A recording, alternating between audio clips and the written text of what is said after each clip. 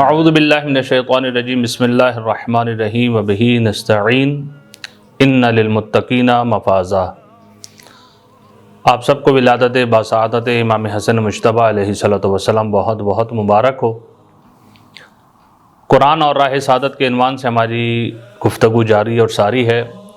پروردگار عالم نے متقین کے لیے فرمایا ہے کہ متقین کامیاب و کامران ہیں۔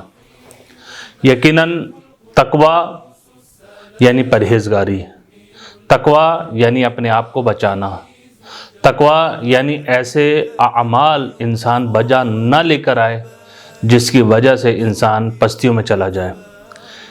یقیناً کیونکہ راہ سعادت کے عنوان سے ہمارا سلسلہ گفتگو ہے، امام حسن مجتبیٰ علیہ السلام نے ارشاد فرمایا کہ ہلاک الناس فی ثلاث، تین چیزوں کی وجہ سے لوگ ہلاکت میں پڑ گئے، ہلاک ہو گئے، تباہ و برباد ہو گئے۔ پہلی چیز کہ جس کی وجہ سے لوگ ہلاک ہوئے، امام فرماتے ہیں وہ تکبر ہے، کہ جس کی وجہ سے ابلیس بھی لعنتی بنا۔ اس تکبر کو اپنے آپ سے دور کیجئے۔ یقیناً جب ہم تکبر نہیں اپنائیں گے تو ہم کامیابی کی طرف جائیں گے۔ دوسری چیز جس کو امام نے بیان کی وہ ہے لالچ، حرص۔ اگر انسان لالچ اور حرص کرے گا تو یہ ایک ایسی بیماری ہے جو کبھی ختم نہیں ہوتی۔ ایک چیز آ جائے پھر انسان کہتا ہے دوسری، جب دوسری آ جاتی ہے پھر کہتا ہے تیسری، یعنی انسان لالچ میں ہی پڑا رہتا ہے۔ اور تیسری چیز جو بہت ہی بڑی بیماری جسے کہا جائے وہ ہے حسد کی آگ۔ امام فرماتے ہیں یہ حسد نے انسان کو ہلاک کر دیا، جس طریقے سے قابیل نے حابیل کو قتل کیا۔ بس ہمیں یہ چاہیے کہ ہم ان تین بیماریوں سے بچیں۔ جب ہم ان تین بیماریوں سے بچ جائیں گے تو ہم کامیابی کی طرف جو ہے آگے بڑھ رہے ہوں گے۔ پھر امام نے دوسری جگہ ارشاد فرمایا کہ انسان غفلت میں ہے، عمل کو انجام دیتا ہے لیکن جانتا نہیں ہے۔